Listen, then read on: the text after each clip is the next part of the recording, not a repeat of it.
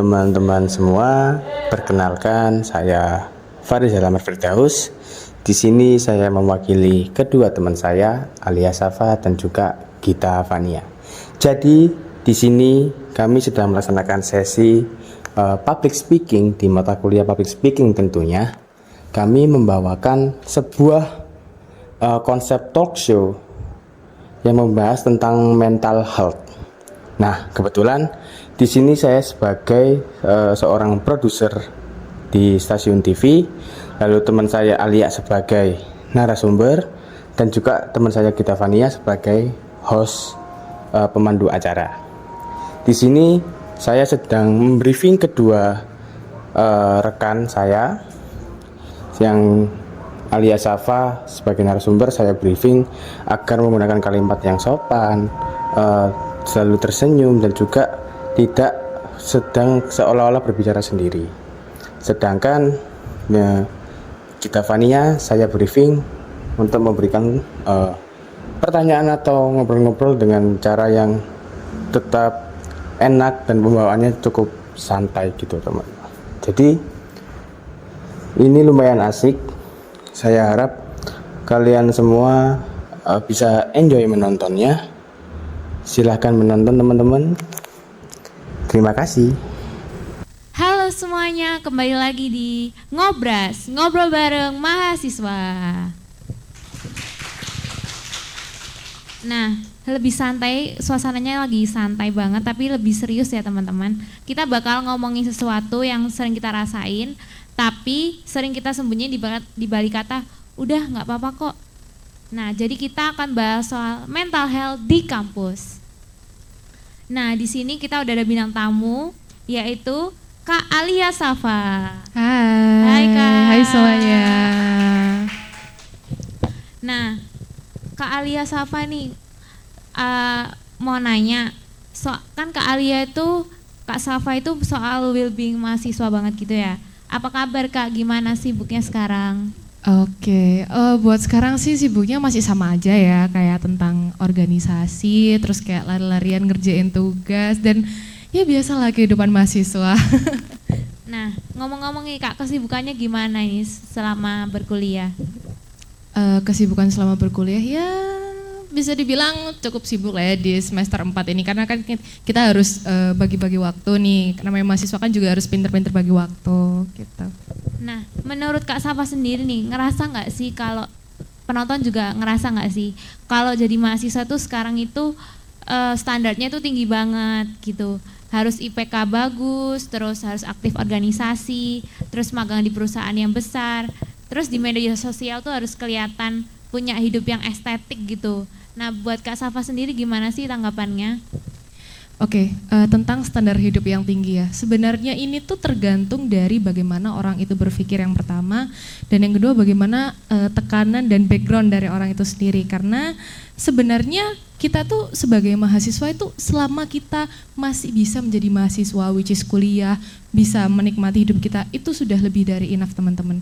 Bisa relate ya teman-teman ya, kita tuh pasti kan banyak kegiatan ya, kita juga sering capek, kita pasti sering burn out dan lain-lain, tapi selama kalian masih bisa berkuliah, masih bisa enjoy, itu tuh it's more than enough gitu teman-teman. Tapi memang ada beberapa orang di luar sana yang dia itu punya kecenderungan untuk overachieving, atau bisa dibilang dia tuh ingin mencapai semua standar yang ada di hidupnya dia. Kayak dia nih harus organisasi bagus, harus jadi ketua himpunan, harus punya pekerjaan yang baik, harus ikut macam-macam volunteer, itu juga ada. Tapi pesan aku, menurut aku pribadi, jangan terlalu overachieving ya teman-teman, karena nanti kalian bakal exhausted di akhir gitu sih. Nah, menurut Kak Safa juga ya, di fase imposter syndrome sendiri, ngerasa kayak pencapaian kita tuh kurang baik gitu, misalnya IPK kita jelek karena ya sibuk organisasi, sibuk banyak hal lah. Menurut Kak Safa gimana sih caranya kita tetap bisa fokus dan nggak terkena mental gitu? Karena kan sekarang mahasiswa ini kan dikit-dikit kena mental gitu ya kan teman-teman. Jadi kayak bagaimana sih tanggapannya Kak Safa gitu? Oke, sebelumnya aku mau tanya dulu nih ke teman-teman, pernah nggak kalian ngerasa burnout? Pernah ngerasa stres nggak? Waktu kuliah banyak kegiatan, stres nggak? Nah, itu normal dan sangat-sangat wajar teman-teman. Kalau misalkan memang kalian merasa stres, ngerasa burnout, take a break. Karena istirahat itu juga bagian dari produktivitas. Kalian tuh istirahat itu nggak wasting time kok. Kalian istirahat itu memberikan energi baru, recharge energi baru ke diri kalian sendiri.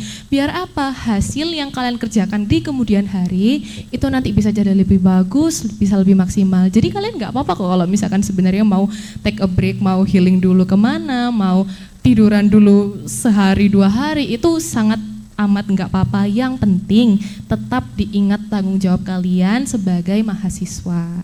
Wah, penjelasannya bagus banget ya teman-teman. Jadi ini juga nih Kak Safa, mau tanya juga sih, apa sih obat yang paling manjur? Kalian pengen tahu nggak teman-teman? Nah, obat yang paling manjur supaya bisa balikin kewarasan di tengah tugas yang menggempur, gimana nih Kak Safa? Obat yang paling manjur, sebenarnya kembali lagi ya teman-teman, namanya obat paling manjur itu kan sama seperti obat ya, enggak setiap orang tuh punya kondisi yang sama, itu yang pertama. Dan namanya obat itu kan dosisnya tuh beda-beda ya, jadi tidak bisa disamakan setiap orang itu bagaimana. Cuma kalau misalkan aku pribadi nih teman-teman, aku sih tipe yang kalau misalkan memang capek, aku akan menarik diri dulu. Ada yang sama nggak teman-teman, tipenya menyendiri dulu? Coba angkat tangan teman-teman, yang tipenya menyendiri dulu di rumah. Oke, oh ada beberapa ya, tipenya yang menyendiri dulu, yang diam di rumah, rebahan, scrolling TikTok, lalala gitu-gitu. Nggak apa-apa, itu namanya bagian dari produktivitas karena kalian memberikan waktu rehat untuk diri kalian sendiri. Terus selain obat, menurut aku pribadi, kita tuh harus, gimana caranya biar kita nggak gampang lelah dan burnout gitu kan. Kalau kita harus punya manajemen waktu yang baik. Karena kalau misalkan orang itu punya manajemen waktu yang buruk, itu semuanya itu akan berantakan. Dan dengan berantakan itu akan memicu hormon, aku lupa namanya, adrenalin rush. Jadi kayak kalian tuh merasa harus dikejar deadline terus, harus kepepet terus. Nah itu lama-lama kalau misalkan ditumpuk itu nanti bisa jadi stres. Stres kalau berkepanjangan bisa jadi depresi gitu. Jadi 2 hal itu aja sih yang penting. Yang pertama tahu istirahat, yang kedua punya manajemen waktu yang baik biar kalian nggak gampang stres. Nah, makasih ya Kak Safa. Jadi gimana teman-teman? Udah punya cara nggak untuk obat yang manjur untuk ngerjain tugas? Udah dong. Udah tahu kan ya teman-teman berarti caranya gimana? Oke. Nah ini nih Kak Safa, kita udah posting di feeds di Instagram, jadi ada beberapa pertanyaan dari teman-teman semuanya. Nih, dari Geprek Lovers. Geprek Lovers siapa? Geprek Lovers coba angkat tangan. Oh itu masih yang pakai hitam tuh ya, Geprek. Hai Geprek Lovers. Nah ini pertanyaan dari Geprek Lovers. Kak, aku merasa bersalah banget kalau sehari aja nggak produktif. Rasanya seperti sudah gagal jadi manusia. Gimana caranya biar aku nggak ngerasa bersalah saat lagi istirahat? Kayaknya banyak orang yang relate sama ini ya, hehehe. Bisa dijawab nih Kak Safa. Oke, yang pertama nih, merasa tidak produktif hanya karena 1 hari tidak ngapa-ngapain. Sebelumnya ada yang sering nggak 1 hari nggak ngapa-ngapain tuh ada nggak? Ada. Pasti banyak banget ya teman-teman ya. Tapi nggak apa-apa, itu wajar. Yang pertama kali harus kita ingat adalah kita itu manusia, bukan robot. Kita harus tahu kalau misalkan kita itu harus punya jeda waktu untuk memberikan diri kita sendiri itu yang namanya istirahat. Energi itu perlu di recharge kan. Jadi nggak usah merasa bersalah hanya karena kita nggak produktif selama 1 hari aja. Toh juga 1 hari itu it means nothing gitu loh dibandingkan hari-hari kita sebelumnya ataupun setelahnya. Jadi nggak apa-apa, nggak usah merasa bersalah. Tetap kita harus ingat bahwa kita adalah manusia yang butuh istirahat selayaknya manusia pada umumnya. Gitu sih. Oke, sekarang ada pertanyaan lanjutan lagi nih Kak ya. Misalnya nih dalam ngerjain tugas itu kita udah takut duluan, terus kayak mau buka laptop tuh rasanya males banget. Nah gimana sih Kak biar kita bisa semangat ngerjain tugas? Oke, kalau dalam istilah psikologis itu namanya procrastinating.